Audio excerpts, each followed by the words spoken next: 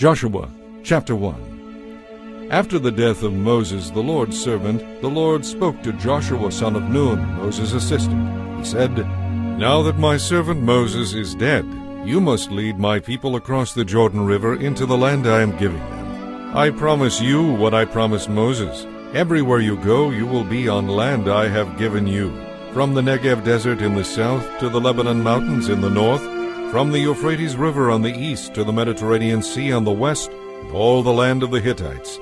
No one will be able to stand their ground against you as long as you live. For I will be with you as I was with Moses.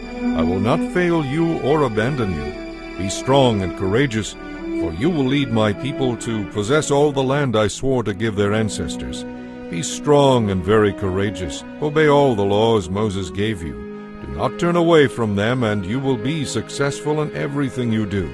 Study this book of the law continually. Meditate on it day and night, so you may be sure to obey all that is written in it. Only then will you succeed. I command you, be strong and courageous. Do not be afraid or discouraged, for the Lord your God is with you wherever you go." Joshua then commanded the leaders of Israel, "Go through the camp and tell the people to get their provisions ready. In 3 days you will cross the Jordan River and take possession of the land the Lord your God has given you." Then Joshua called together the tribes of Reuben, Gad, and the half-tribe of Manasseh. He told them, "Remember what Moses, the servant of the Lord, commanded you. The Lord your God is giving you rest and has given you this land. Your wives, children, and cattle may remain here on the east side of the Jordan River. But your warriors, fully armed, must lead the other tribes across the Jordan to help them conquer their territory. Stay with them until the Lord gives rest to them as he has given rest to you, and until they, too, possess the land the Lord your God is giving them. Only then may you settle here on the east side of the Jordan River in the land that Moses, the servant of the Lord, gave you." They answered Joshua, "We will do whatever you command us, and we will go wherever you send us. We will obey you just as we obeyed Moses. And may the Lord your God be with you as he was with Moses. Anyone who rebels against your word and does not obey your every command will be put to death. So be strong and courageous." Chapter 2. Then Joshua secretly sent out 2 spies from the Israelite camp at Acacia. He instructed them, "Spy out the land on the other side of the Jordan River, especially around Jericho." So the 2 men set out and came to the house of a prostitute named Rahab and stayed there that night. But someone told the king of Jericho, "Some Israelites have come here tonight to spy out the land." So the king of Jericho sent orders to Rahab, "Bring out the men who have come into your house. They're spies sent here to discover the best way to attack us." Rahab, who had hidden the 2 men, replied, "The men were here earlier, but I didn't know where they were from. They left the city at dusk, as the city gates were about to close, and I don't know where they went. If you hurry, you can probably catch up with them." But she had taken them up to the roof and hidden them beneath piles of flax. So the king's men went looking for the spies along the road leading to the shallow crossing places of the Jordan River. And as soon as the king's men had left, the city gate was shut. Before the spies went to sleep that night, Rahab went up on the roof to talk with them. "I know the Lord has given you this land," she told them. "We are all afraid of you. Everyone is living in terror. For we heard how the Lord made a dry path for you through the Red Sea when you left Egypt. And we know what you did to Sihon and Og, the 2 Amorite kings east of the Jordan River, whose people you completely destroyed. No wonder our hearts have melted in fear. No one has the courage to fight after hearing such things. For the Lord your God is the supreme God of the heavens above and the earth below. Now, swear to me by the Lord that you will be kind to me and my family, since I have helped you. Give me some guarantee that when Jericho is conquered, you will let me live, along with my father and mother, my brothers and sisters, and all their families." "We offer our own lives as a guarantee for your safety," the men agreed. "If you don't betray us, we will keep our promise when the Lord gives us the land." Then, since Rahab's house was built into the city wall, she let them down by a rope through the window. "Escape to the hill country," she told them. Hide there for 3 days until the men who are searching for you have returned. Then go on your way." Before they left, the men told her, "We can guarantee your safety only if you leave this scarlet rope hanging from the window. And all your family members, your father, mother, brothers, and all your relatives must be here inside the house. If they go out into the street, they will be killed, and we cannot be held to our oath. But we swear that no one inside this house will be killed. Not a hand will be laid on any of them. If you betray us, however, we are not bound by this oath in any way." "I accept your terms," she replied, and she sent them on their way, leaving the scarlet rope hanging from the window. The spies went up into the hill country and stayed there 3 days. The men who were chasing them had searched everywhere along the road, but they finally returned to the city without success. Then the 2 spies came down from the hill country, crossed the Jordan River, and reported to Joshua all that had happened to them. "The Lord will certainly give us the whole land," they said, "for all the people in the land are terrified of us." Chapter 3. Early the next morning, Joshua and all the Israelites left Acacia and arrived at the banks of the Jordan River, where they camped before crossing. 3 days later, the Israelite leaders went through the camp, giving these instructions to the people. "When you see the Levitical priests carrying the Ark of the Covenant of the Lord your God, follow them. Since you have never traveled this way before, they will guide you. Stay about a half-mile behind them, keeping a clear distance between you and the ark. Make sure you don't come any closer." Then Joshua told the people, "Purify yourselves, for tomorrow the Lord will do great wonders among you." In the morning Joshua said to the priests, "Lift up the Ark of the Covenant and lead the people across the river." and so they started out. The Lord told Joshua, "Today I will begin to make you great in the eyes of all the Israelites. Now they will know that I am with you, just as I was with Moses. Give these instructions to the priests who are carrying the Ark of the Covenant. When you reach the banks of the Jordan River, take a few steps into the river and stop." So Joshua told the Israelites, "Come and listen to what the Lord your God says.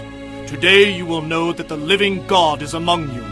He will surely drive out the Canaanites, Hittites, Hivites, Perizzites, Girgashites, Amorites, and Jebusites. Think of it! The Ark of the Covenant, which belongs to the Lord of the whole earth, will lead you across the Jordan River. Now, choose 12 men, 1 from each tribe. The priests will be carrying the Ark of the Lord of all the earth. When their feet touch the water, the flow of water will be cut off upstream, and the river will pile up there in one heap." When the people set out to cross the Jordan, the priests who were carrying the Ark of the Covenant went ahead of them. Now it was the harvest season, and the Jordan was overflowing its banks.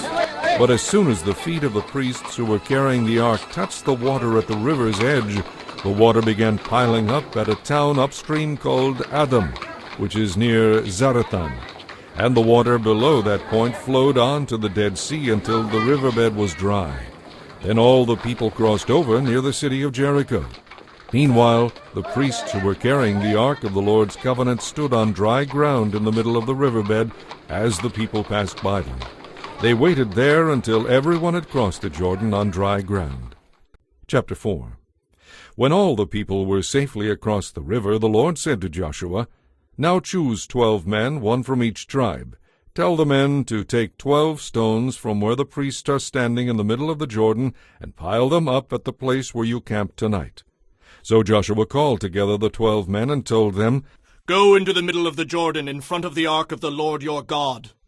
Each of you must pick up 1 stone and carry it out on your shoulder, 12 stones in all, 1 for each of the 12 tribes. We will use these stones to build a memorial. In the future, your children will ask, 'What do these stones mean to you?' Then you can tell them, 'They remind us that the Jordan River stopped flowing when the Ark of the Lord's covenant went across.'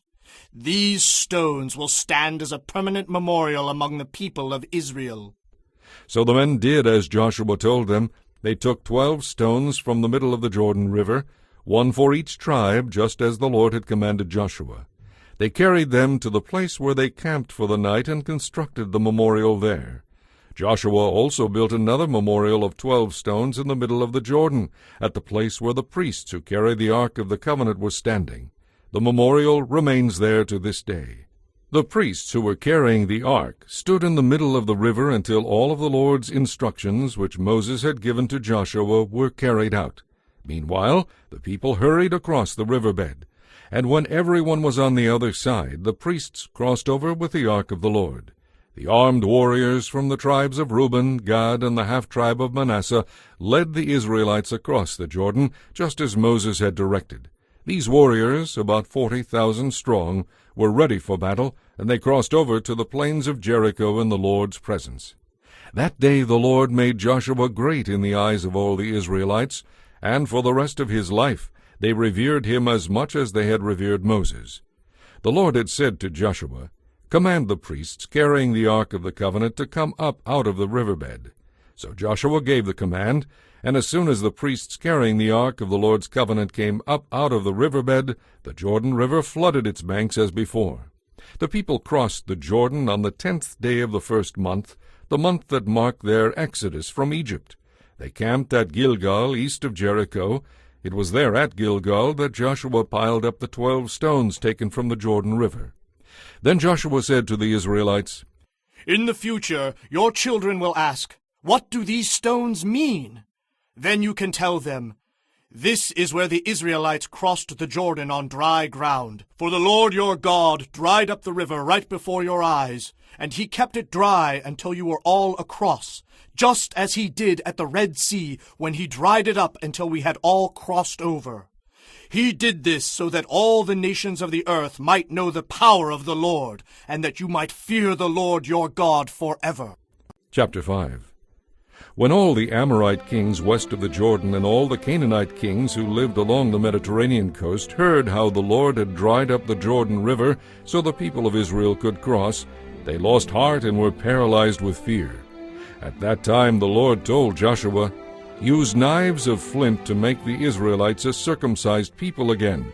So Joshua made flint knives and circumcised the entire male population of Israel at Gibeath Ha'araloth. Joshua had to circumcise them because all the men who were old enough to bear arms when they left Egypt had died in the wilderness. Those who left Egypt had all been circumcised, but none of those born after the Exodus during the years in the wilderness had been circumcised. The Israelites wandered in the wilderness for 40 years until all the men who were old enough to bear arms when they left Egypt had died. For they had disobeyed the Lord, and the Lord vowed he would not let them enter the land he had sworn to give us, a land flowing with milk and honey. So Joshua circumcised their sons who had not been circumcised on the way to the promised land, those who had grown up to take their fathers' places. After all the males had been circumcised, they rested in the camp until they were healed. Then the Lord said to Joshua, "Today I have rolled away the shame of your slavery in Egypt." So that place has been called Gilgal to this day. While the Israelites were camped at Gilgal on the plains of Jericho, they celebrated Passover on the evening of the 14th day of the first month, the month that marked their exodus from Egypt. The very next day they began to eat unleavened bread and roasted grain harvested from the land. No manna appeared that day, and it was never seen again. So from that time on, the Israelites ate from the crops of Canaan. As Joshua approached the city of Jericho, he looked up and saw a man facing him with sword in hand. Joshua went up to him and asked, "Are you friend or foe?" "Neither one," he replied. "I am commander of the Lord's army." At this Joshua fell with his face to the ground in reverence. "I am at your command," Joshua said. "What do you want your servant to do?" The commander of the Lord's army replied, "Take off your sandals, for this is holy ground." And Joshua did as he was told. Chapter 6. Now the gates of Jericho were tightly shut because the people were afraid of the Israelites. No one was allowed to go in or out. But the Lord said to Joshua, "I have given you Jericho, its king, and all its mighty warriors. Your entire army is to march around the city once a day for 6 days. 7 priests will walk ahead of the ark, each carrying a ram's horn. On the 7th day you are to march around the city 7 times, with the priests blowing the horns. When you hear the priests give one long blast on the horns, have all the people give a mighty shout. Then the walls of the city will collapse, and the people can charge straight into the city. So Joshua called together the priests and said, Take up the Ark of the Covenant, and assign 7 priests to walk in front of it, each carrying a ram's horn. Then he gave orders to the people, March around the city, and the armed men will lead the way in front of the Ark of the Lord. After Joshua spoke to the people, the 7 priests with the ram's horns started marching in the presence of the Lord, blowing the horns as they marched. And the priests carrying the Ark of the Lord's covenant followed behind them. Armed guards marched both in front of the priests and behind the Ark, with the priests continually blowing the horns. Do not shout. Do not even talk. Joshua commanded. Not a single word from any of you until I tell you to shout. Then shout! So the Ark of the Lord was carried around the city once that day, and then everyone returned to spend the night in the camp. Joshua got up early the next morning, and the priests again carried the Ark of the Lord. The 7 priests with the ram's horns marched in front of the Ark of the Lord, blowing their horns. Armed guards marched both in front of the priests with the horns and behind the Ark of the Lord. All this time the priests were sounding their horns. On the second day they marched around the city once and returned to the camp. They followed this pattern for 6 days. On the 7th day the Israelites got up at dawn and marched around the city as they had done before. But this time they went around the city 7 times. The 7th time around, as the priests sounded the long blast on their horns, Joshua commanded the people, Shout! For the Lord has given you the city. The city and everything in it must be completely destroyed as an offering to the Lord. Only Rahab the prostitute and the others in her house will be spared, for she protected our spies. Do not take any of the things set apart for destruction, or you yourselves will be completely destroyed, and you will bring trouble on all Israel. Everything made from silver, gold, bronze, or iron is sacred to the Lord and must be brought into his treasury. When the people heard the sound of the horns, they shouted as loud as they could. Suddenly, the walls of Jericho collapsed. The Israelites charged straight into the city from every side and captured it. They completely destroyed everything in it, men and women, young and old, cattle, sheep, donkeys, everything. Then Joshua said to the 2 spies, Keep your promise. Go to the prostitute's house and bring her out, along with all her family. The young men went in and brought out Rahab, her father, mother, brothers, and all the other relatives who were with her. They moved her whole family to a safe place near the camp of Israel. Then the Israelites burned the city and everything in it. Only the things made from silver, gold, bronze, or iron were kept for the treasury of the Lord's house. So Joshua spared Rahab the prostitute and her relatives who were with her in the house, because she had hidden the spies Joshua sent to Jericho. And she lives among the Israelites to this day. At that time Joshua invoked this curse. May the curse of the Lord fall on anyone who tries to rebuild the city of Jericho. At the cost of his firstborn son, he will lay its foundation. At the cost of his youngest son, he will set up its gates. So the Lord was with Joshua, and his name became famous throughout the land. Chapter 7. But Israel was unfaithful concerning the things set apart for the Lord. A man named Achan had stolen some of these things, so the Lord was very angry with the Israelites. Achan was the son of Carmi, of the family of Zimri, of the clan of Zerah, and of the tribe of Judah. Joshua sent some of his men from Jericho to spy out the city of Ai, east of Bethel, near Beth-aven. When they returned, they told Joshua, It's a small town, and it won't take more than 2,000 or 3,000 of us to destroy it.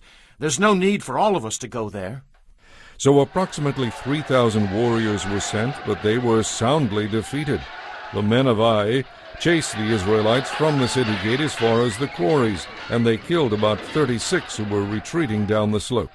The Israelites were paralyzed with fear at this turn of events, and their courage melted away. Joshua and the leaders of Israel tore their clothing in dismay, threw dust on their heads, and bowed down facing the ark of the Lord until evening. Then Joshua cried out, Sovereign Lord, why did you bring us across the Jordan River if you are going to let the Amorites kill us? If only we had been content to stay on the other side. Lord, what am I to say now that Israel has fled from its enemies? For when the Canaanites and all the other people living in the land hear about it, they will surround us and wipe us off the face of the earth. And then what will happen to the honor of your great name? But the Lord said to Joshua, Get up. Why are you lying on your face like this? Israel has sinned and broken my covenant. They have stolen the things that I commanded to be set apart for me. And they have not only stolen them, they have also lied about it and hidden the things among their belongings. That is why the Israelites are running from their enemies in defeat. For now Israel has been set apart for destruction. I will not remain with you any longer, unless you destroy the things among you that were set apart for destruction. Get up, command the people to purify themselves in preparation for tomorrow. For this is what the Lord, the God of Israel, says. Hidden among you, O Israel, are things set apart for the Lord. You will never defeat your enemies until you remove these things. In the morning you must present yourselves by tribes, and the Lord will point out the tribe to which the guilty man belongs. That tribe must come forward with its clans, and the Lord will point out the guilty clan. That clan will then come forward, and the Lord will point out the guilty family. Finally, each member of the guilty family must come one by one. The one who has stolen what was set apart for destruction will himself be burned with fire, along with everything he has, for he has broken the covenant of the Lord, and has done a horrible thing in Israel. Early the next morning Joshua brought the tribes of Israel before the Lord, and the tribe of Judah was singled out. Then the clans of Judah came forward, and the clan of Zerah was singled out. Then the families of Zerah came before the Lord, and the family of Zimri was singled out. Every member of Zimri's family was brought forward, person by person, and Achan was singled out. Then Joshua said to Achan, My son, give glory to the Lord, the God of Israel, by telling the truth. Make your confession and tell me what you have done. Don't hide it from me. Achan replied, I have sinned against the Lord, the God of Israel. For I saw a beautiful robe imported from Babylon, 200 silver coins, and a bar of gold weighing more than a pound. I wanted them so much that I took them. They are hidden in the ground beneath my tent, with the silver buried deeper than the rest. So Joshua sent some men to make a search. They ran to the tent and found the stolen goods hidden there, just as Achan had said, with the silver buried beneath the rest. They took the things from the tent and brought them to Joshua and all the Israelites. Then they laid them on the ground in the presence of the Lord. Then Joshua and all the Israelites took Achan, the silver, the robe, the bar of gold, his sons, daughters, cattle, donkeys, sheep, tent, and everything he had, and they brought them to the valley of Achor. Then Joshua said to Achan, Why have you brought trouble on us? The Lord will now bring trouble on you. And all the Israelites stoned Achan and his family and burned their bodies. They piled a great heap of stones over Achan, which remains to this day. That is why the place has been called the Valley of Trouble ever since. So the Lord was no longer angry. Chapter 8. Then the Lord said to Joshua, Do not be afraid or discouraged. Take the entire army and attack Ai, for I have given to you the king of Ai, his people, his city, and his land. You will destroy them as you destroyed Jericho and its king. But this time you may keep the captured goods and the cattle for yourselves. Set an ambush behind the city. So Joshua and the army of Israel set out to attack Ai. Joshua chose 30,000 fighting men and sent them out at night with these orders. Hide in ambush close behind the city and be ready for action. When our main army attacks, the men of Ai will come out to fight as they did before, and we will run away from them. We will let them chase us until they have all left the city, for they will say, The Israelites are running away from us as they did before. Then you will jump up from your ambush and take possession of the city, for the Lord your God will give it to you. Set the city on fire as the Lord has commanded. You have your orders. So they left that night and lay in ambush between Bethel and the west side of Ai. But Joshua remained among the people in the camp that night. Early the next morning Joshua roused his men and started toward Ai, accompanied by the leaders of Israel. They camped on the north side of Ai, with a valley between them and the city. That night Joshua sent 5,000 men to lie in ambush between Bethel and Ai on the west side of the city. So they stationed the main army north of the city, and the ambush west of the city. Joshua himself spent that night in the valley. When the king of Ai saw the Israelites across the valley, he and all his army hurriedly went out early the next morning and attacked the Israelites at a place overlooking the Jordan Valley. But he didn't realize there was an ambush behind the city. Joshua and the Israelite army fled toward the wilderness as though they were badly beaten. All the men in the city were called out to chase after them. In this way they were lured away from the city. There was not a man left in Ai or Bethel who did not chase after the Israelites, and the city was left wide open. Then the Lord said to Joshua, "Point your spear toward Ai, for I will give you the city." Joshua did as he was commanded. As soon as Joshua gave the signal, the men in ambush jumped up and poured into the city. They quickly captured it and set it on fire. When the men of Ai looked behind them, smoke from the city was filling the sky, and they had nowhere to go. For the Israelites who had fled in the direction of the wilderness now turned on their pursuers.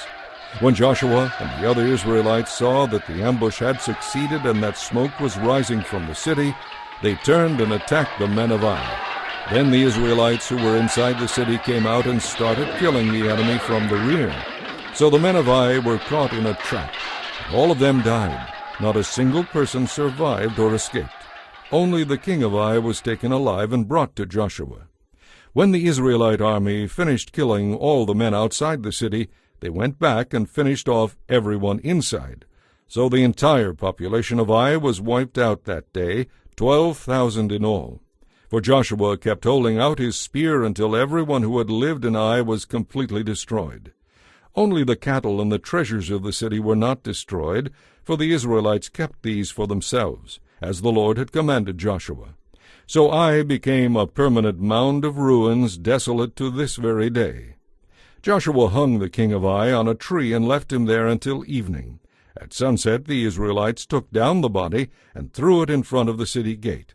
They piled a great heap of stones over him that can still be seen today. Then Joshua built an altar to the Lord, the God of Israel, on Mount Ebal.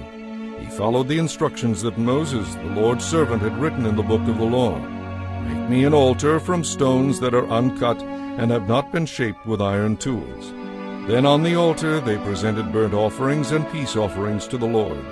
And as the Israelites watched, Joshua copied the law of Moses onto the stones of the altar.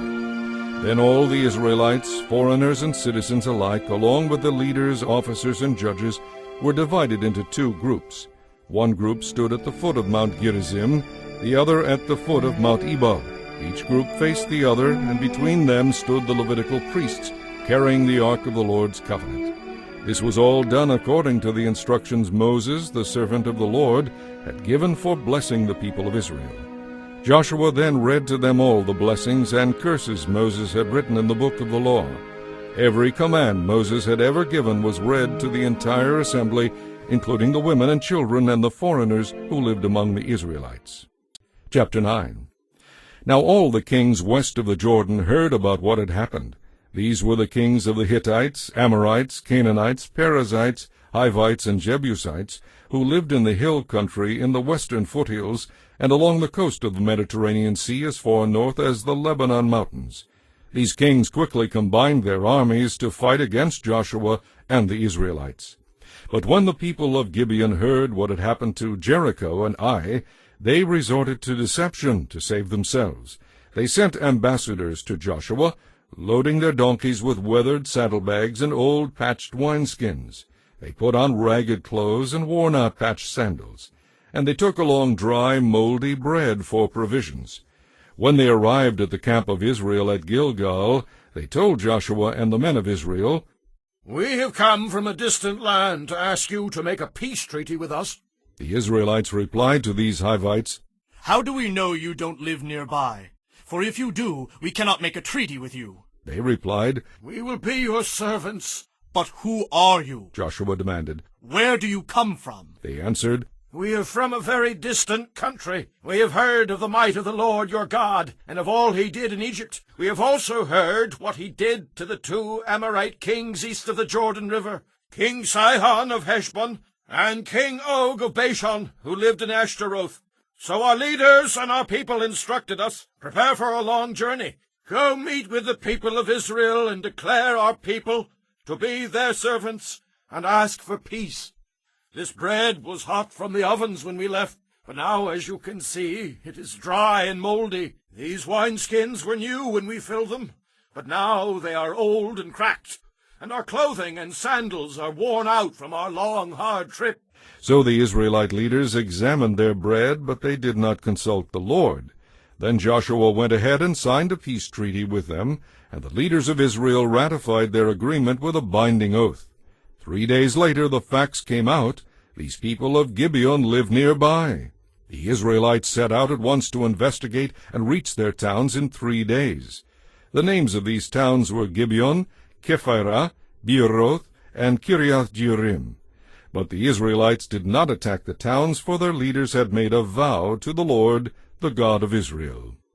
But the Israelites did not attack the towns, for their leaders had made a vow to the Lord, the God of Israel. The people of Israel grumbled against their leaders because of the treaty, but the leaders replied, We have sworn an oath in the presence of the Lord, the God of Israel. We cannot touch them. We must let them live, for God would be angry with us if we broke our oath. Let them live. But we will make them chop the wood and carry the water for the entire community. So the Israelites kept their promise to the Gibeonites. But Joshua called together the Gibeonite leaders and said, Why did you lie to us? Why did you say that you live in a distant land when you live right here among us? May you be cursed! From now on you will chop wood and carry water for the house of my God. They replied, We did it because we were told that the Lord your God instructed his servant Moses to conquer this entire land and destroy all the people living in it. So we feared for our lives because of you. That is why we have done it.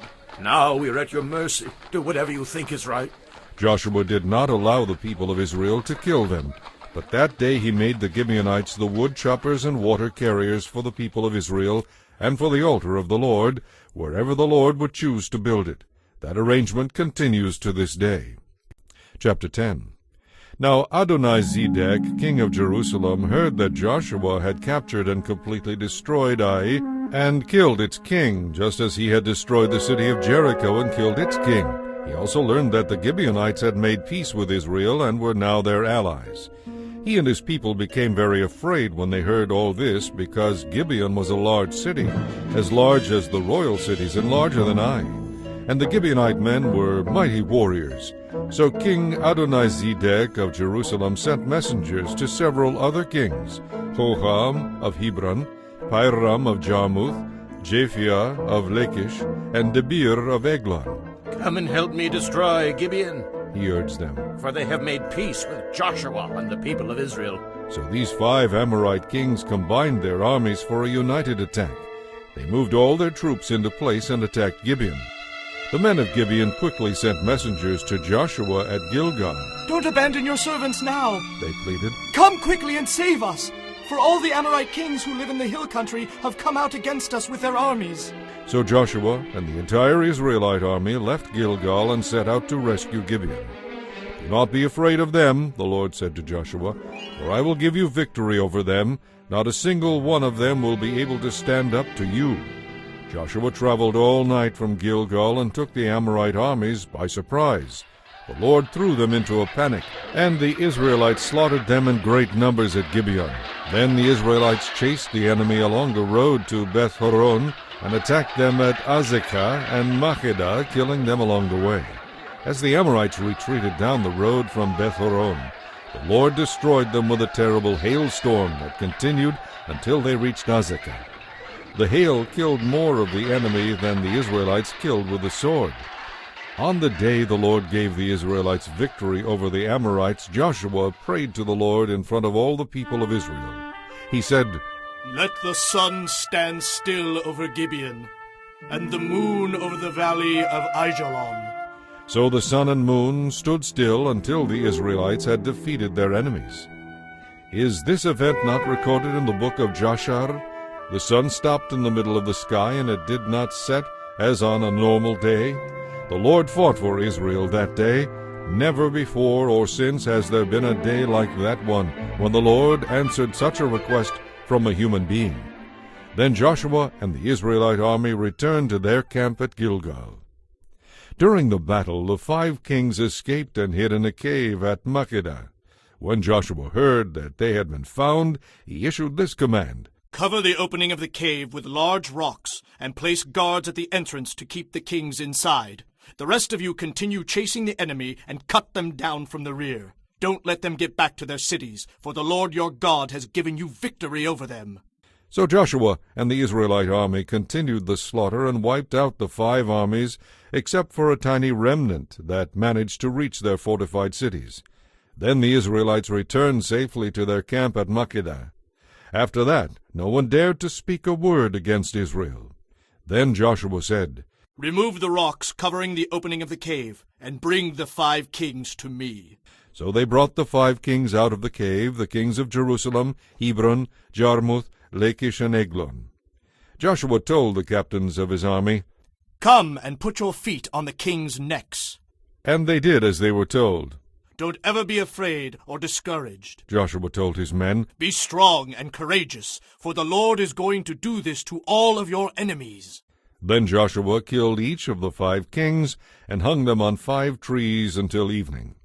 As the sun was going down, Joshua gave instructions for the bodies of the kings to be taken down from the trees and thrown into the cave where they had been hiding. Then they covered the opening of the cave with a large pile of stones, which remains to this very day. That same day Joshua completely destroyed the city of Makkedah, killing everyone in it, including the king. Not one person in the city was left alive. He killed the king of Makkedah as he had killed the king of Jericho.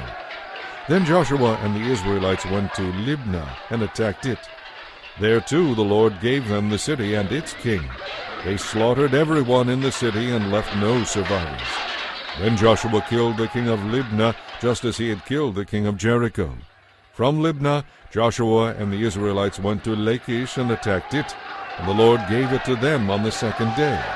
Here too the entire population was slaughtered, just as at Libnah. During the attack on Lachish, King Horam of Gezer had arrived with his army to help defend the city, but Joshua's men killed him and destroyed his entire army. Then Joshua and the Israelite army went to Eglon and attacked it. They captured it in 1 day, and as at Lachish, they completely destroyed everyone in the city. After leaving Eglon, they attacked Hebron, capturing it and all of its surrounding towns. And just as they had done at Eglon, they completely destroyed the entire population. Not one person was left alive. Then they turned back and attacked Debir. They captured the city, its king, and all of its surrounding villages, and they killed everyone in it, leaving no survivors. They completely destroyed Debir just as they had destroyed Libnah and Hebron. So Joshua conquered the whole region, the kings and people of the hill country, the Negev, the western foothills, and the mountain slopes. He completely destroyed everyone in the land, leaving no survivors, just as the Lord, the God of Israel, had commanded. Joshua slaughtered them from Kadesh Barnea to Gaza, and from Goshen to Gibeon. In a single campaign, Joshua conquered all these kings and their land, for the Lord, the God of Israel, was fighting for his people. Then Joshua and the Israelite army returned to their camp at Gilgal. Chapter 11. When King Jabin of Hazor heard what had happened, he sent urgent messages to the following kings: King Jobab of Madon, the king of Shimron, the king of Achshaph, all the kings of the northern hill country, the kings in the Jordan valley south of Galilee, the kings in the western foothills, the kings of Naphoth Dor on the west, the kings of Canaan both east and west, the kings of the Amorites, the kings of the Hittites, the kings of the Perizzites, the kings of the Jebusite hill country, and the Hivites in the towns on the slopes of Mount Hermon in the land of Mizpah. All these kings responded by mobilizing their warriors and uniting to fight against Israel. Their combined armies, along with a vast array of horses and chariots, covered the landscape like the sand on the seashore. They established their camp around the water near Merom to fight against Israel. Then the Lord said to Joshua, "Do not be afraid of them. By this time tomorrow they will all be dead, cripple their horses, and burn their chariots." So Joshua and his warriors traveled to the water near Merom and attacked suddenly, and the Lord gave them victory over their enemies. The Israelites chased them as far as Great Sidon and Misrephoth-Maim, and eastward into the valley of Mizpah, until not one enemy warrior was left alive. Then Joshua crippled the horses and burned all the chariots, as the Lord had instructed. Joshua then turned back and captured Hazor and killed its king. Hazor had at one time been the capital of the federation of all these kingdoms. The Israelites completely destroyed every living thing in the city. Not a single person was spared, and then Joshua burned the city. Joshua slaughtered all the other kings and their people, completely destroying them just as Moses, the servant of the Lord, had commanded. However, Joshua did not burn any of the cities built on mounds, except Hazor. And the Israelites took all the captured goods and cattle of the ravaged cities for themselves, but they killed all the people. As the Lord had commanded his servant Moses, so Moses commanded Joshua. And Joshua did as he was told, carefully obeying all the Lord's instructions to Moses. So Joshua conquered the entire region, the hill country, the Negev, the land of Goshen, the western foothills, the Jordan Valley, and the mountains and lowlands of Israel. The Israelite territory now extended all the way from Mount Halak, which leads up to Seir, to Baal-Gad, at the foot of Mount Hermon in the valley of Lebanon. Joshua killed all the kings of those territories, waging war for a long time to accomplish this. No one in this region made peace with the Israelites except the Hivites of Gibeon. All the others were defeated, for the Lord hardened their hearts and caused them to fight the Israelites instead of asking for peace. So they were completely and mercilessly destroyed, as the Lord had commanded Moses. During this period Joshua destroyed all the descendants of Anak, who lived in the hill country of Hebron, Debir, Anab, and the entire hill country of Judah and Israel. He killed them all and completely destroyed their towns. Not one was left in all the land of Israel, though some still remained in Gaza, Gath, and Ashdod. So Joshua took control of the entire land, just as the Lord had instructed Moses. He gave it to the people of Israel as their special possession, dividing the land among the tribes, so the land finally had rest from war. Chapter 12. These are the kings east of the Jordan River who had been killed, and whose land was taken. Their territory extended from the Arnon Gorge to Mount Hermon, and included all the land east of the Jordan Valley. King Sihon of the Amorites, who lived in Heshbon, was defeated. His kingdom included Aroer on the edge of the Arnon Gorge, and extended from the middle of the Arnon Gorge to the Jabbok River, which serves as a boundary for the Ammonites. This territory included half of the present area of Gilead, which lies north of the Jabbok River. Sihon also controlled the Jordan Valley, as far north as the western shores of the Sea of Galilee, and as far south as the Dead Sea, from Beth Jeshemoth to the slopes of Pisgah. King Og of Bashan, the last of the Rephaites, lived at Ashtaroth and Edrei. He ruled a territory stretching from Mount Hermon to Salekah in the north, and to all of Bashan in the east, and westward to the boundaries of the kingdoms of Geshur and Maacah. His kingdom included the northern half of Gilead, the other portion of which was in the territory of King Sihon of Heshbon. Moses, the servant of the Lord, and the Israelites had destroyed the people of King Sihon and King Og. And Moses gave their land to the tribes of Reuben, Gad, and the half-tribe of Manasseh. The following is a list of the kings Joshua and the Israelite armies defeated on the west side of the Jordan, from Baal-Gad in the valley of Lebanon to Mount Halak, which leads up to Seir. Joshua allotted this land to the tribes of Israel as their inheritance, including the hill country, the western foothills, the Jordan Valley, the mountain slopes, the Judean wilderness, and the Negev. The people who lived in this region were the Hittites, the Amorites, the Canaanites, the Perizzites, the Hivites, and the Jebusites. These are the kings Israel defeated: the king of Jericho, the king of Ai near Bethel, the king of Jerusalem, the king of Hebron, the king of Jarmuth, the king of Lachish, the king of Eglon, the king of Gezer, the king of Debir, the king of Geder, the king of Hormah, the king of Arad, the king of Libnah, the king of Adullam, the king of Makkedah, the king of Bethel, the king of Tappuah, the king of Hepher, the king of Aphek, the king of Lasharon, the king of Madon, the king of Hazor, the king of Shimron-Meron, the king of Akshaph, the king of Taanach, the king of Megiddo, the king of Kedesh, the king of Jokneam in Carmel, the king of Dor in the city of Naphoth Dor, the king of Goyim in Gilgal, the king of Tirzah. In all 31 kings and their cities were destroyed. Chapter 13. When Joshua was an old man, the Lord said to him, "You are growing old, and much land remains to be conquered.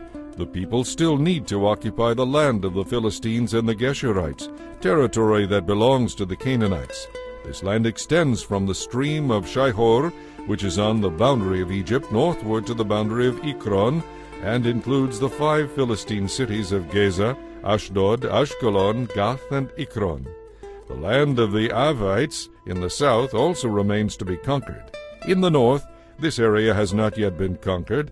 All the land of the Canaanites, including Meara, which belongs to the Sidonians, stretching northward to Aphek on the border of the Amorites, the land of the Gibeonites, and all the Lebanon mountain area to the east from Baal-Gad beneath Mount Hermon to Lebo-Hamath, and all the hill country from Lebanon to Misrephoth-Maim, including all the land of the Sidonians. I will drive these people out of the land for the Israelites, so be sure to give this land to Israel as a special possession, just as I have commanded you. Include all this territory as Israel's inheritance when you divide the land among the 9 tribes and the half-tribe of Manasseh. Half the tribe of Manasseh and the tribes of Reuben and Gad had already received their inheritance on the east side of the Jordan, for Moses, the servant of the Lord, had previously assigned this land to them. Their territory extended from Aroer on the edge of the Arnon Gorge, including the town in the middle of the gorge, to the plain beyond Medeba, as far as Dibon. It also included all the towns of King Sihon of the Amorites, who reigned in Heshbon, and extended as far as the borders of Ammon. It included Gilead, the territory of the kingdoms of Geshur and Meachah, all of Mount Hermon, all of Bashan as far as Salekah, and all the territory of King Og of Bashan, who had reigned in Ashtaroth and Edrei. King Og was the last of the Rephaites, for Moses had attacked them and driven them out. But the Israelites failed to drive out the people of Jeshur and Meachah, so they continue to live among the Israelites to this day. Moses did not assign any land to the tribe of Levi. Instead, as the Lord had promised them, their inheritance came from the offerings burned on the altar to the Lord, the God of Israel. Moses had assigned the following area to the families of the tribe of Reuben. Their territory extended from Aroer on the edge of the Arnon Gorge, including the town in the middle of the gorge, to the plain beyond Medeba. It included Heshbon and the other towns on the plain, Dibon, Bamoth Baal, Beth Baal Meon, Jehaz, Kedemoth, Mephath, Kiriathaim, Sibmah, Zereth Shahar on the hill above the valley, Beth Peor, the slopes of Pisgah, and Beth Jeshimoth. The land of Reuben also included all the towns of the plain and the entire kingdom of Sihon. Sihon was the Amorite king who had reigned in Heshbon and was killed by Moses, along with the chiefs of Midian, Evi, Rekem, Zur, Hur, and Reba, princes living in the region who were allied with Sihon. The Israelites also killed Balaam the magician, the son of Beor. The Jordan River marked the western boundary for the tribe of Reuben. The towns and villages in this area were given as an inheritance to the families of the tribe of Reuben. Moses had assigned the following area to the families of the tribe of Gad. Their territory included Jazer, all the towns of Gilead, and half of the land of Ammon as far as the town of Aroer just west of Reba. It extended from Heshbon to Ramoth Mizpeh and Betonim, and from Mahanaim to Lodebar. In the valley were Beth Haram, Beth Nimrah, Sokoth, Zephon, and the rest of the kingdom of King Sihon of Heshbon. The Jordan River was the western border, extending as far north as the Sea of Galilee. The towns and villages in this area were given as an inheritance to the families of the tribe of Gad. Moses had assigned the following area to the families of the half-tribe of Manasseh. Their territory extended from Mahanaim, including all of Bashan, all the former kingdom of King Og, and the 60 towns of Jair in Bashan.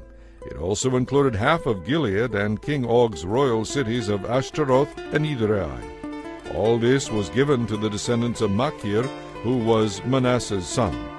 These are the allotments Moses had made while he was on the plains of Moab across the Jordan River east of Jericho. But Moses gave no land to the tribe of Levi, for the Lord, the God of Israel, had promised to be their inheritance. Chapter 14. The remaining tribes of Israel inherited land in Canaan as allotted by Eleazar the priest, Joshua son of Nun, and the tribal leaders. These 9.5 tribes received their inheritance by means of sacred lots, in accordance with the Lord's command through Moses. Moses had already given an inheritance of land to the 2.5 tribes on the east side of the Jordan River. The tribe of Joseph had become 2 separate tribes, Manasseh and Ephraim. And the Levites were given no land at all, only towns to live in, and the surrounding pasture lands for their flocks and herds. So the distribution of the land was in strict accordance with the Lord's instructions to Moses. A delegation from the tribe of Judah, led by Caleb son of Jephunneh the Kenizzite, came to Joshua at Gilgal. Caleb said to Joshua, "Remember what the Lord said to Moses, the man of God, about you and me when we were at Kadesh Barnea. I was 40 years old when Moses, the servant of the Lord, sent me from Kadesh Barnea to explore the land of Canaan. I returned and gave from my heart a good report. But my brothers who went with me frightened the people and discouraged them from entering the promised land. For my part, I followed the Lord my God completely. So that day Moses promised me, the land of Canaan on which you were just walking will be your special possession and that of your descendants forever, because you wholeheartedly followed the Lord my God. Now, as you can see, the Lord has kept me alive and well as he promised for all these 45 years since Moses made this promise, even while Israel wandered in the wilderness. Today I am 85 years old. I am as strong now as I was when Moses sent me on that journey, and I can still travel and fight as well as I could then. So I'm asking you to give me the hill country that the Lord promised me. You'll remember that as scouts we found the Anakites living there in great walled cities. But if the Lord is with me, I will drive them out of the land just as the Lord said." So Joshua blessed Caleb son of Jephunneh and gave Hebron to him as an inheritance. Hebron still belongs to the descendants of Caleb son of Jephunneh the Kenizzite, because he wholeheartedly followed the Lord, the God of Israel. Previously Hebron had been called Kiriath Arba. It had been named after Arba, a great hero of the Anakites. And the land had rest from war. Chapter 15. The land assigned to the families of the tribe of Judah reached southward to the border of Edom, with the wilderness of Zin being its southernmost point. The southern boundary began at the south bay of the Dead Sea, ran south of Scorpion Pass into the wilderness of Zin, and went south of Kadesh Barnea to Hezron. Then it went up to Adar, where it turned toward Karka. From there it passed to Asmon until it finally reached the brook of Egypt, which it followed to the Mediterranean Sea. This was their southern boundary. The eastern boundary extended along the Dead Sea to the mouth of the Jordan River. The northern boundary began at the bay where the Jordan River empties into the Dead Sea, crossed to Beth Hoglah, then proceeded north to Beth Araba, to the stone of Bochan. Bochan was Reuben's son. From that point it went through the valley of Achor to Debir, turning north toward Gilgal, which is across from the slopes of Adumim on the south side of the valley. From there the border extended to the springs at En-Shemesh, and on to En-Rogel. The boundary then passed through the valley of the son of Hinnom, along the southern slopes of the Jebusites, where the city of Jerusalem is located. Then it went west to the top of the mountain above the valley of Hinnom, and on up to the northern end of the valley of Rephaim. From there the border extended from the top of the mountain to the spring at the waters at Nephtoah, and from there to the towns on Mount Ephron. Then it turned toward Bealah, that is Kiriath Jearim. The border circled west of Bealah to Mount Seir, passed along to the town of Kesalon on the northern slope of Mount Jearim, and went down to Beth Shemesh and on to Timnah. The boundary line then proceeded to the slope of the hill north of Ekron, where it turned toward Shikkeron and Mount Bealah. It passed Jabneel and ended at the Mediterranean Sea.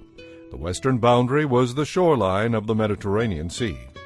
These are the boundaries for the families of the tribe of Judah. The Lord instructed Joshua to assign some of Judah's territory to Caleb son of Jephunneh. So Caleb was given the city of Arba, that is Hebron, which had been named after Anak's ancestor. Caleb drove out the 3 Anakites, Sheshai, Ahiman, and Talmai, descendants of Anak. Then he fought against the people living in the town of Debir, formerly called Kiriath-Sepher. Caleb said, I will give my daughter Oxah in marriage to the one who attacks and captures Kiriath-Sepher. Othniel, the son of Caleb's brother Kenaz, was the one who conquered it, so Oxah became Othniel's wife. When Oxah married Othniel, she urged him to ask her father for an additional field. As she got down off her donkey, Caleb asked her, What is it? What can I do for you? She said, Give me a further blessing. You have been kind enough to give me land in the Negev. Please give me springs as well. So Caleb gave her the upper and lower springs. This was the inheritance given to the families of the tribe of Judah. The towns of Judah situated along the borders of Edom in the extreme south are Kabzeel, Eder, Jagur, Kaina, Dimona, Hadeda, Kedesh, Hazor, Aithnan, Ziph, Tilem, Bealoth, Hazor Hadatha, Kirioth Hezron, that is Hazor, Amam, Shema, Molada, Hazar Gada, Heshmon, Beth Pilet, Hazar Shual, Beersheba, Biziothia, Baalah, Ayim, Izem, Eltolad, Kizel, Horma, Ziklag, Madmana, Sansara, Leboth, Shilhim, Ayin, and Rimmon. In all there were 29 of these towns with their surrounding villages.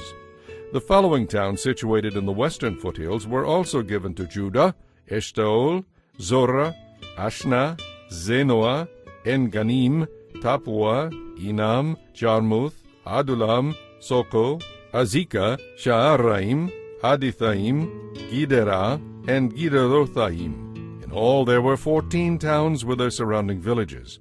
Also included were Zenan, Hadashah, Migdalgad, Dalian, Mispi, Jokdil, Lachish, Boskath, Eglon, Kabon, Lamam, Kitlish, Gideroth, Beth Dagon, Naamah, and Makkedah, 16 towns with their surrounding villages. Besides these, there were Libnah, Ether, Ashan, Iphthah, Ishna, Nizib, Keilah, Akzib, and Maresha, 9 towns with their surrounding villages.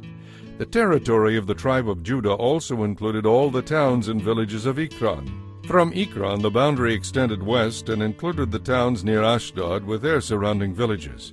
It also included Ashdod with its towns and villages, and Gaza with its towns and villages, as far as the brook of Egypt and along the coast of the Mediterranean Sea.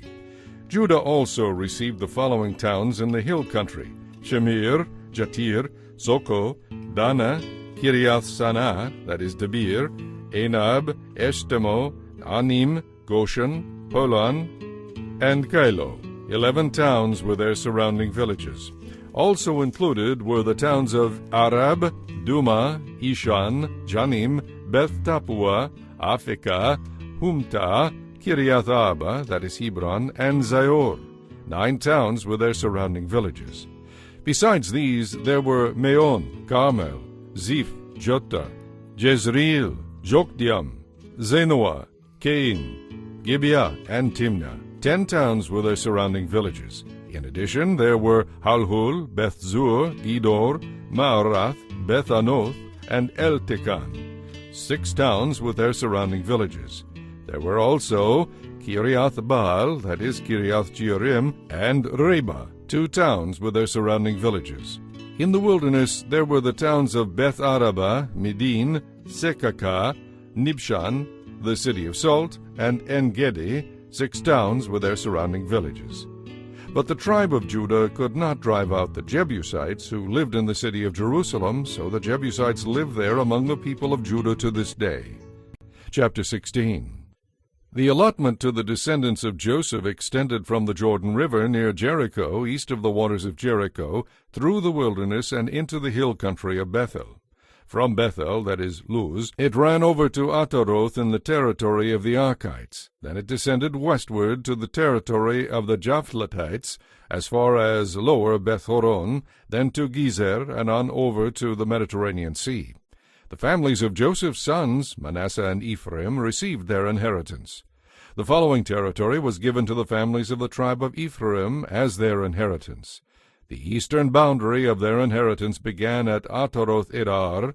From there it ran to Upper Beth-horon, then on to the Mediterranean Sea. The northern boundary began at the Mediterranean, ran east past Mikmethath, then curved eastward past Taanath-shiloh to the east of Janoah. From Janoah it turned southward to Ataroth and Naarah, touched Jericho, and ended at the Jordan River. From Tappuah the border extended westward, following the Kena ravine, to the Mediterranean Sea. This is the inheritance given to the families of the tribe of Ephraim. Ephraim was also given some towns with surrounding villages in the territory of the half-tribe of Manasseh. They did not drive the Canaanites out of Gezer, however, so the people of Gezer live as slaves among the people of Ephraim to this day. Chapter 17. The next allotment of land was given to the half-tribe of Manasseh, the descendants of Joseph's older son. Gilead and Bashan on the east side of the Jordan had already been given to the family of Machir, because he was a great warrior. Machir was Manasseh's oldest son, and was the father of Gilead. Land on the west side of the Jordan was allotted to the remaining families within the tribe of Manasseh: Abiezer, Helek, Asriel, Shechem, Hefer, and Shemida. However, Zelophehad, son of Hephner, who was a descendant of Manasseh, Machir, and Gilead, had no sons. Instead he had 5 daughters. Their names were Mahlah, Noah, Hoglah, Milcah, and Tirzah. These women came to Eleazar the priest, Joshua son of Nun, and the Israelite leaders, and said, "The Lord commanded Moses to give us an inheritance along with the men of our tribe." So Joseph gave them an inheritance along with their uncles, as the Lord had commanded. As a result, Manasseh's inheritance came to 10 parcels of land, in addition to the land of Gilead and Bashan across the Jordan River, because the female descendants of Manasseh received an inheritance along with the male descendants. The land of Gilead was given to the rest of the male descendants of Manasseh. The boundary of the tribe of Manasseh extended from the border of Asher to Mikmethath, which is east of Shechem. Then the boundary went south from Mikmethath to the people living near the spring of Tappuah. The land surrounding Tappuah belonged to Manasseh, but the town of Tappuah, on the border of Manasseh's territory, belonged to the tribe of Ephraim. From the spring of Tappuah, the border of Manasseh followed the northern side of the Kena ravine to the Mediterranean Sea. Several towns in Manasseh's territory belonged to the tribe of Ephraim. The land south of the ravine belonged to Ephraim, and the land north of the ravine belonged to Manasseh, with the Mediterranean Sea forming Manasseh's western border. North of Manasseh was the territory of Asher, and to the east was the territory of Issachar. The following towns within the territory of Issachar and Asher were given to Manasseh: Bethshan, Ibleam Dor, that is, Naphoth Dor, Endor, Taanach, and Megiddo, with their respective villages. But the descendants of Manasseh were unable to occupy these towns. They could not drive out the Canaanites who continued to live there. Later on, however, when the Israelites became strong enough, they forced the Canaanites to work as slaves, but they did not drive them out of the land. The descendants of Joseph came to Joshua and asked, "Why have you given us only one portion of land when the Lord has given us so many people?" Joshua replied, "If the hill country of Ephraim is not large enough for you, clear out land for yourselves in the forest where the Perizzites and Rephaites live." They said, "The hill country is not enough for us, and the Canaanites in the lowlands around Bethshan and the valley of Jezreel have iron chariots. They're too strong for us." Then Joshua said to the tribes of Ephraim and Manasseh, the descendants of Joseph, "Since you are so large and strong, you will be given more than one portion. The forests of the hill country will be yours as well. Clear as much of the land as you wish, and live there. And I am sure you can drive out the Canaanites from the valleys too, even though they are strong and have iron chariots." Chapter 18. Now that the land was under Israelite control, the entire Israelite assembly gathered at Shiloh and set up the tabernacle. But there remained 7 tribes who had not yet been allotted their inheritance. Then Joshua asked them, "How long are you going to wait before taking possession of the remaining land the Lord, the God of your ancestors, has given to you? Select 3 men from each tribe, and I will send them out to survey the unconquered territory. They will return to me with a written report of their proposed divisions of the inheritance. The scouts will map the land into 7 sections, excluding Judah's territory in the south and Joseph's territory in the north. Then I will cast sacred lots in the presence of the Lord our God to decide which section will be assigned to each tribe. However, the Levites will not receive any land. Their role as priests of the Lord is their inheritance. And the tribes of Gad, Reuben, and the half-tribe of Manasseh won't receive any more land, for they have already received their inheritance, which Moses, the servant of the Lord, gave them on the east side of the Jordan River. As the men who were mapping out the land started on their way, Joshua commanded them, Go and survey the land. Then return to me with your written report, and I will assign the land to the tribes by casting sacred lots in the presence of the Lord here at Shiloh. The men did as they were told, and mapped the entire territory into 7 sections, listing the towns in each section. Then they returned to Joshua in the camp at Shiloh. There at Shiloh Joshua cast sacred lots in the presence of the Lord to determine which tribe should have each section. The first allotment of land went to the families of the tribe of Benjamin. It lay between the territory previously assigned to the tribes of Judah and Joseph. The northern boundary began at the Jordan River, went north of the slope of Jericho, then west through the hill country and the wilderness of Beth-aven. From there the boundary went south to Luz, that is, Bethel, and proceeded down to Atoroth-edar to the top of the hill south of lower Beth-horon. The boundary then ran south along the western edge of the hill facing Beth-horon, ending at the village of Kiriath-Baal, that is Kiriath-jearim, one of the towns belonging to the tribe of Judah. This was the western boundary. The southern boundary began at the outskirts of Kiriath-jearim. From there it ran westward to the spring at the waters of Nephtoah, and down to the base of the mountain beside the valley of the son of Hinnom, at the northern end of the valley of Rephaim. From there it went down the valley of Hinnom, crossing south of the slope where the Jebusites lived, and continued down to En-rogel. From En-rogel the boundary proceeded northeast to En-shemesh and on to Gilaloth, which is across from the slopes of Adumim. Then it went down to the stone of Bochan. Bochan was Reuben's son. From there it passed along the north side of the slope overlooking the Jordan Valley. The border then went down into the valley, ran past the north slope of Beth-hoglah, and ended at the north bay of the Dead Sea, which is the southern end of the Jordan River. The eastern boundary was the Jordan River. This was the inheritance for the families of the tribe of Benjamin. These were the towns given to the families of the tribe of Benjamin: Jericho, Beth-hoglah, Emek-keziz, Beth-arabah, Zemaraim, Bethel, Avim, Para, Ophrah, Kephar-ammoni, Ophnai, and Geba, 12 towns with their villages. Also Gibeon, Ramah, Beeroth, Mizpeh, Kephirah, Moza, Rekem, Irpeel, Tarala, Zillah, Halef, Jebus, that is, Jerusalem, Gibeah, and Kiriath-jearim, 14 towns with their villages. This was the inheritance given to the families of the tribe of Benjamin. Chapter 19. The second allotment of land went to the families of the tribe of Simeon. Their inheritance was surrounded by Judah's territory.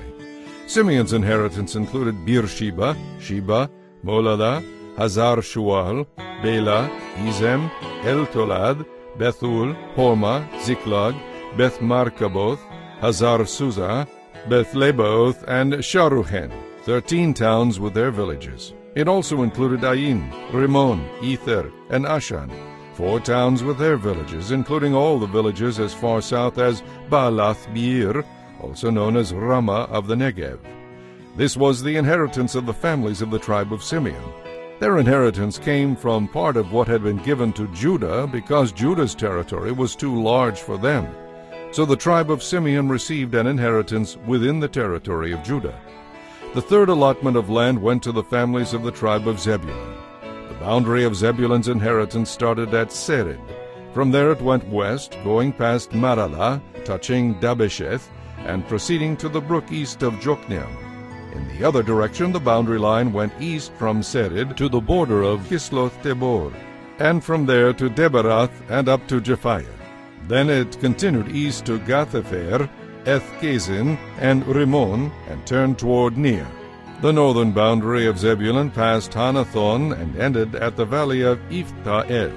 The towns in these areas included Ketah, Nahalal, Shimron, Idalah, and Bethlehem, 12 towns with their surrounding villages. This was the inheritance of the families of the tribe of Zebulun. The fourth allotment of land went to the families of the tribe of Issachar. Its boundaries included the following towns: Jezreel, Kesuloth, Shunem, Hapharaim, Shion, Hanaharath, Rabith, Kesheon, Ibez, Remeth, En-Ganim, En-Hadah, and Beth-Pazez. The boundary also touched Tabor, Shahazumah, and Beth-Shemesh, ending at the Jordan River, 16 towns with their surrounding villages. This was the inheritance of the families of the tribe of Issachar. The fifth allotment of land went to the families of the tribe of Asher. Its boundaries included these towns: Helkath, Halai, Beten, Akshaph, Alamelech, Emad, and Mishal. The boundary on the west went from Carmel to Shihor-Libnath, turned east toward Beth-Dagon, and ran as far as Zebulun in the valley of Iphta-El, running north to Beth-Emek and Neiel. It then continued north to Kabul, Abdon, Rehob, Hammon, Kenah, and as far as Greater Sidon. Then the boundary turned toward Ramah and the fortified city of Tyre, and came to the Mediterranean Sea at Hosa. The territory also included Mechibel, Akzib, Umah, Aphek, and Rehob, 22 towns with their surrounding villages. This was the inheritance of the families of the tribe of Asher. The sixth allotment of land went to the families of the tribe of Naphtali. Its boundary ran from Heleph, from the oak at Zeananim, and extended across to Adamai Nekeb, Jabneel, and as far as Elekum, ending at the Jordan River. The western boundary ran past Aznoth Tabor, then to Hukkok, and touched the boundary of Zebulun in the south, the boundary of Asher on the west, and the Jordan River on the east. The fortified cities included in this territory were Zidim, Zir, Hamath, Rekath, Kinnereth, Adamah, Ramah, Hazor, Kedesh, Idrei, En-Hazor, Yaron, Migdal-El, Horem, Beth-Anath, and Beth-Shemesh. 19 cities were their surrounding villages. This was the inheritance of the families of the tribe of Naphtali. The seventh and last allotment of land went to the families of the tribe of Dan.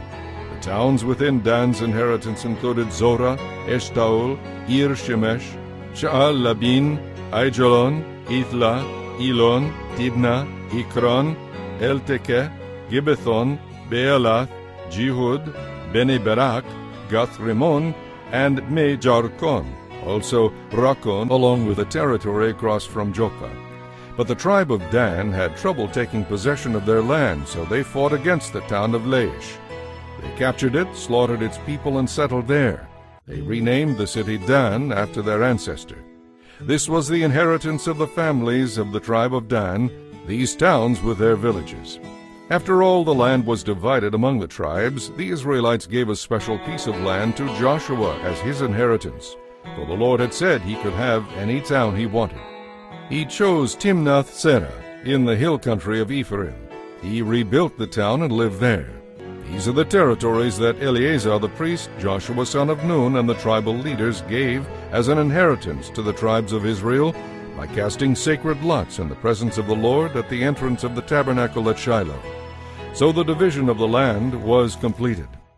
Chapter 20. The Lord said to Joshua, "Now tell the Israelites to designate the cities of refuge, as I instructed Moses. Anyone who kills another person unintentionally can run to one of these cities and be protected from the relatives of the one who was killed, for the relatives may seek to avenge the killing. Upon reaching one of these cities, the one who caused the accidental death will appear before the leaders at the city gate and explain what happened. They must allow the accuser to enter the city and live there among them. If the relatives of the victim come to avenge the killing, the leaders must not release the accused to them, for the death was accidental. But the person who caused the death must stay in that city and be tried by the community and found innocent. Then the one declared innocent because the death was accidental must continue to live in that city until the death of the high priest, who was in office at the time of the accident. After that, the one found innocent is free to return home. The following cities were designated as cities of refuge: Kedesh of Galilee, in the hill country of Naphtali, Shechem, in the hill country of Ephraim, and Kiriath Arba, that is Hebron, in the hill country of Judah. On the east side of the Jordan River, across from Jericho, the following cities were designated as cities of refuge: Bezer, in the wilderness plain of the tribe of Reuben, Ramoth in Gilead, in the territory of the tribe of Gad, and Golan in Bashan, in the land of the tribe of Manasseh. These cities were set apart for Israelites as well as the foreigners living among them. Anyone who accidentally killed another person could take refuge in one of these cities. In this way they could escape being killed in revenge prior to standing trial before the community. Chapter 21. Then the leaders of the tribe of Levi came to consult with Eleazar the priest, Joshua son of Nun, and the leaders of the other tribes of Israel. They spoke to them at Shiloh in the land of Canaan, saying, The Lord instructed Moses to give us towns to live in and pasture lands for our cattle. So by the command of the Lord the Levites were given, as their inheritance, the following towns with their pasture lands. The descendants of Aaron, who were members of the Kohathite clan within the tribe of Levi, were given 13 towns that were originally assigned to the tribes of Judah, Simeon, and Benjamin. The other families of the Kohathite clan were allotted 10 towns from the territories of Ephraim, Dan, and the half-tribe of Manasseh. The clan of Gershon received 13 towns from the tribes of Issachar, Asher, Naphtali, and the half-tribe of Manasseh in Bashan.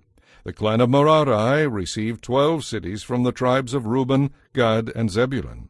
So the Israelites obeyed the Lord's command to Moses and assigned these towns and pasture lands to the Levites by casting sacred lots. The Israelites gave the following towns from the tribes of Judah and Simeon to the descendants of Aaron, who were members of the Kohathite clan within the tribe of Levi, since the sacred lot fell to them first: Kiriath Arba, that is Hebron, in the hill country of Judah, along with its surrounding pasture lands. Arba was an ancestor of Anak. But the fields beyond the city and the surrounding villages were given to Caleb son of Jephunneh. The following towns with their pasture lands were given to the descendants of Aaron the priest: Hebron, a city of refuge for those who accidentally killed someone; Libnah, Jatir, Eshtemoa, Holon, Debir, Ain, Jotah, and Beth-Shemesh, 9 towns from these 2 tribes. From the tribe of Benjamin the priests were given the following towns with their surrounding pasture lands: Gibeon, Geba, Anathoth, and Almon, 4 towns. So 13 towns were given to the priests, the descendants of Aaron. The rest of the Kohathite clan from the tribe of Levi was allotted these towns and pasture lands from the tribe of Ephraim: Shechem, a city of refuge for those who accidentally killed someone; Gezer, Kibzaim, and Beth-horon, 4 towns. The following towns and pasture lands were allotted to the priests from the tribe of Dan: El-Tekeh, Gibbethon, Aijalon, and Gath-Rimmon, 4 towns. The half-tribe of Manasseh allotted the following towns with their pasture lands to the priests: Teanach and Gath-Rimmon, 2 towns. So 10 towns with their pasture lands were given to the rest of the Kohathite clan. The descendants of Gershon, another clan within the tribe of Levi, received 2 towns with their pasture lands from the half-tribe of Manasseh: Golan in Bashan, a city of refuge, and Be-Eshterah. From the tribe of Issachar they received Kishion, Dabarath, Jarmuth, and En-Ganim, 4 towns with their pasture lands. From the tribe of Asher they received Mishal, Abdon, Helkath, and Rehob, 4 towns and their pasture lands. From the tribe of Naphtali they received Kedesh in Galilee, a city of refuge, Hamoth-dor, and Kartan, 3 towns with their pasture lands. So 13 towns and their pasture lands were allotted to the clan of Gershon. The rest of the Levites, the Merari clan, were given the following towns from the tribe of Zebulun: Jokneam, Karta, Dimnah, and Nahalal, 4 towns with their pasture lands. From the tribe of Reuben they received Bezer, Jehaz, Kedemoth, and Mephaath. 4 towns with their pasture lands. From the tribe of Gad they received Ramoth in Gilead, a city of refuge, Mahanaim, Heshbon, and Jazer, 4 towns with their pasture lands. So 12 towns were allotted to the clan of Merari. The total number of towns and pasture lands within Israelite territory given to the Levites came to 48. Every one of these towns had pasture land surrounding it. So the Lord gave to Israel all the land he had sworn to give their ancestors, and they conquered it and settled there. And the Lord gave them rest on every side, just as he had solemnly promised their ancestors. None of their enemies could stand against them, for the Lord helped them conquer all their enemies. All of the good promises that the Lord had given Israel came true. Chapter 22. Then Joshua called together the tribes of Reuben, Gad, and the half-tribe of Manasseh. He told them, You have done as Moses, the servant of the Lord, commanded you, and you have obeyed every order I have given you. You have not deserted the other tribes, even though the campaign has lasted for such a long time. You have been careful to obey the commands of the Lord your God up to the present day. And now the Lord your God has given the other tribes rest, as he promised them. So go home now to the land Moses, the servant of the Lord, gave you on the east side of the Jordan River. But be very careful to obey all the commands and the law that Moses gave to you. Love the Lord your God. Walk in all his ways, obey his commands, be faithful to him, and serve him with all your heart and all your soul. So Joshua blessed them and sent them home. Now Moses had given the land of Bashan to the half-tribe of Manasseh east of the Jordan. The other half of the tribe was given land west of the Jordan. As Joshua sent them away, he blessed them and said, Share with your relatives back home the great wealth you have taken from your enemies. Share with them your large herds of cattle, your silver and gold, your bronze and iron, and your clothing. So the men of Reuben, Gad, and the half-tribe of Manasseh left the rest of Israel at Shiloh in the land of Canaan. They started the journey back to their own land of Gilead, the territory that belonged to them according to the Lord's command through Moses. But while they were still in Canaan, before they crossed the Jordan River, Reuben, Gad, and the half-tribe of Manasseh built a very large altar near the Jordan River at a place called Geliloth.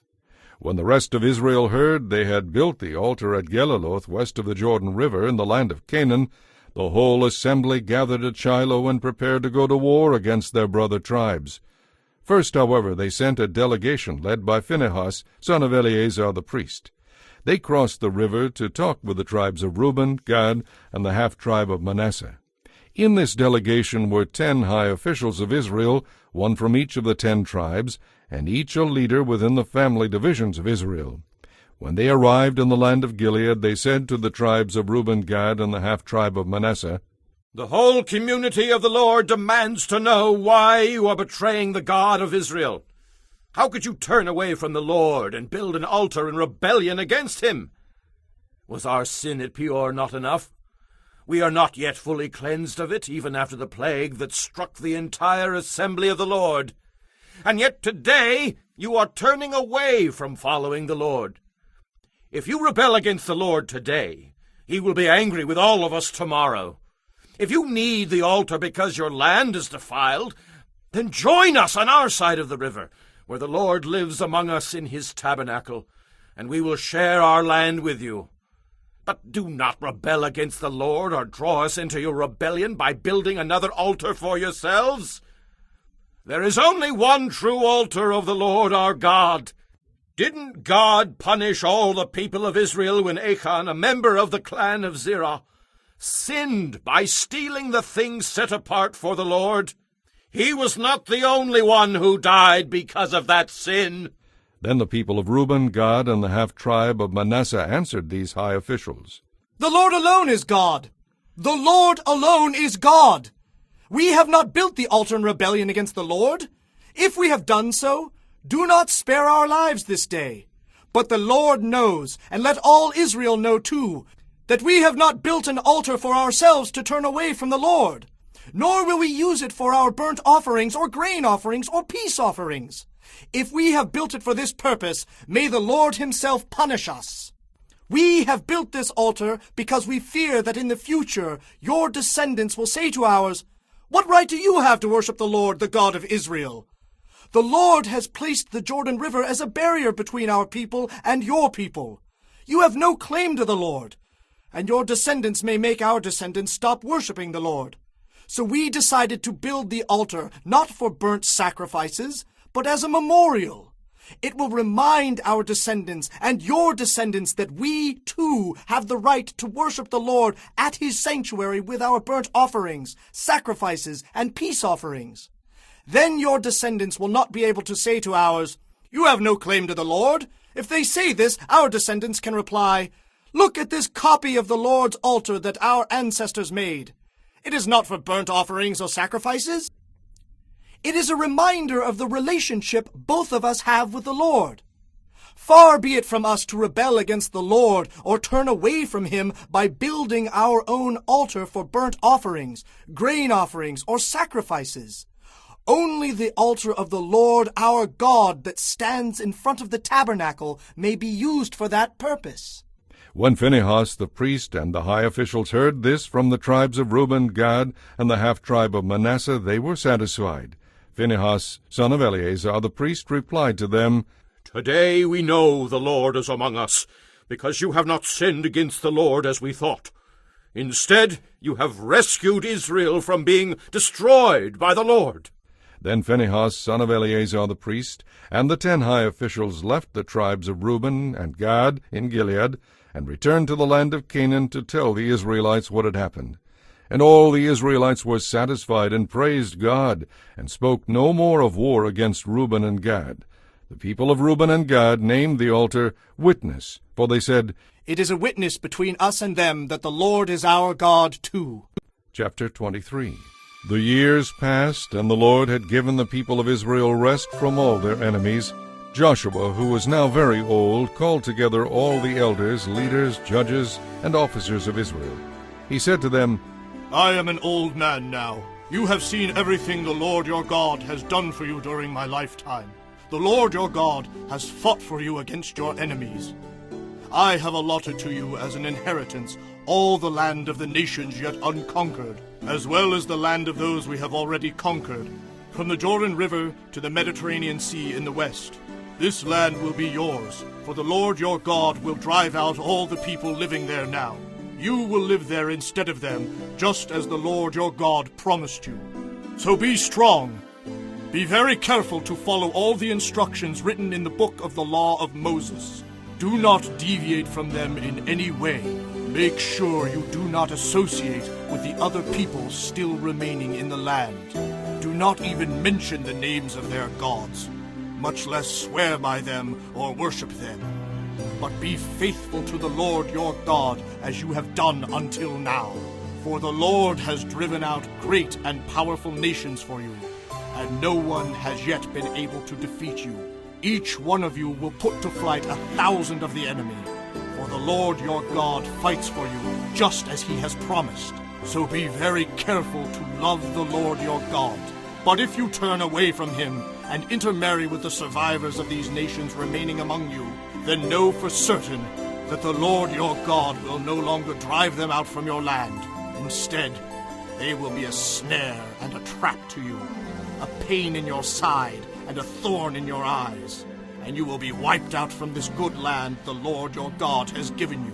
Soon I will die, going the way of all the earth. Deep in your hearts, you know that every promise of the Lord your God has come true.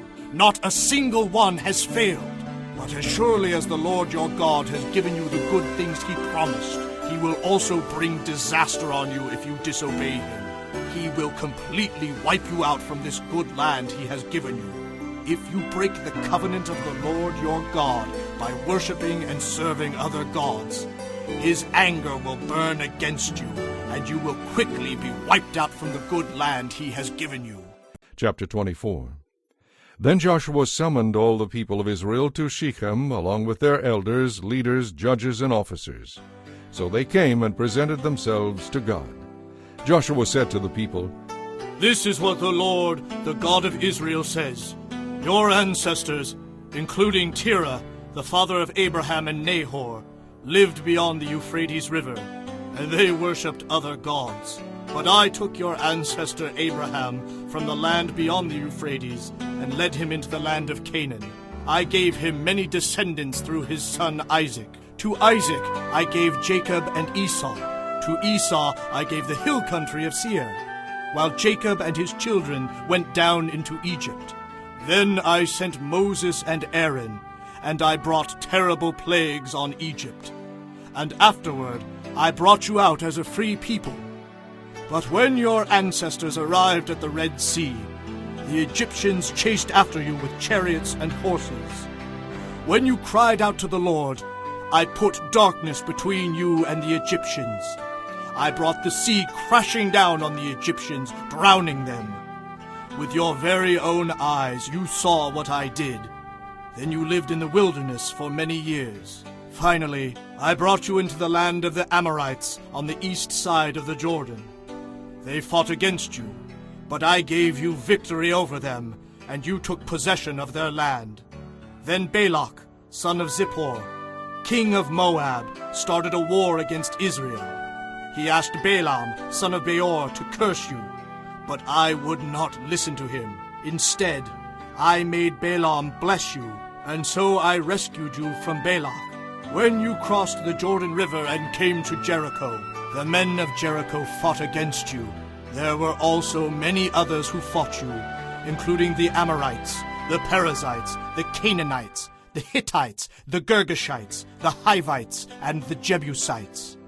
But I gave you victory over them, and I sent hornets ahead of you to drive out the 2 kings of the Amorites. It was not your swords or bows that brought you victory. I gave you land you had not worked for, and I gave you cities you did not build, the cities in which you are now living.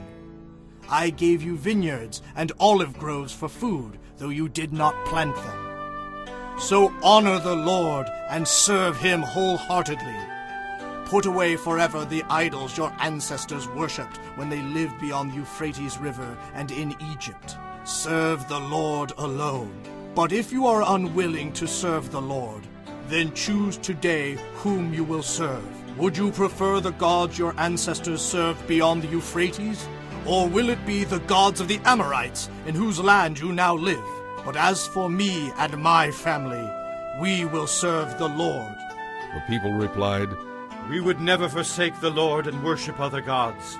For the Lord our God is the one who rescued us and our ancestors from slavery in the land of Egypt.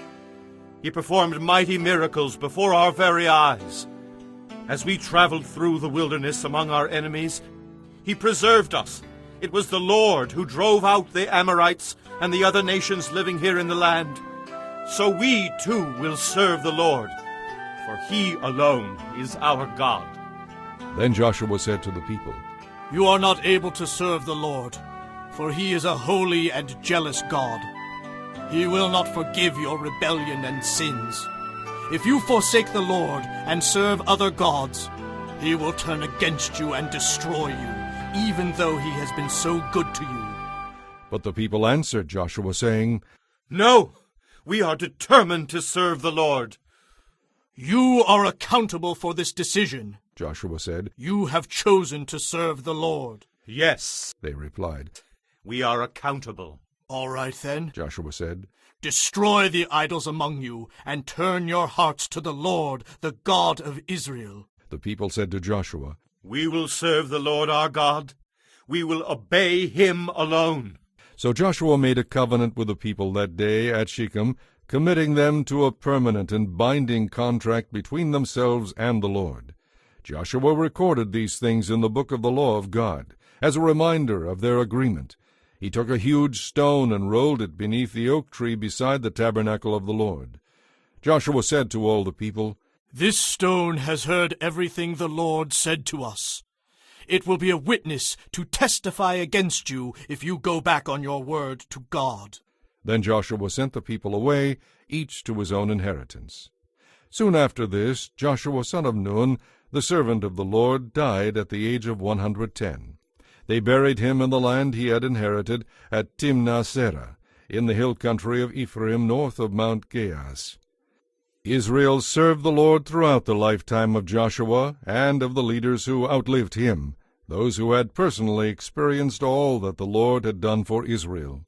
The bones of Joseph, which the Israelites had brought along with them when they left Egypt, were buried at Shechem in the parcel of ground Jacob had bought from the sons of Hamor for 100 pieces of silver. This land was located in the territory allotted to the tribes of Ephraim and Manasseh, the descendants of Joseph.